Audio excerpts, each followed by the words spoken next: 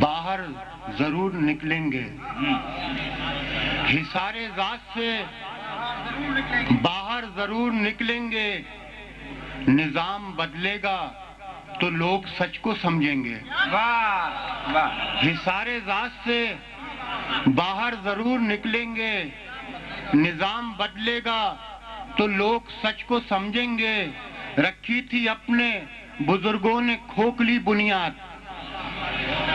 तवज्जो चाहूंगा कि रखी थी अपने बुजुर्गों ने खोखली बुनियाद। हम इस मकान की बुनियाद फिर से रखेंगे। वाह वाह।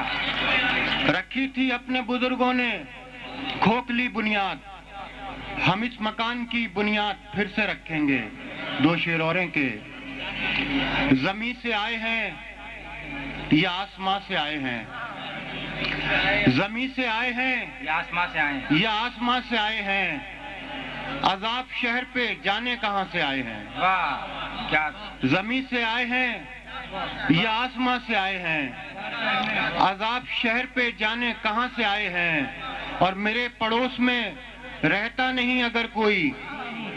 मेरे पड़ोस में रहता नहीं अगर कोई तो मेरे सहन में पत्थर कहां से आए हैं।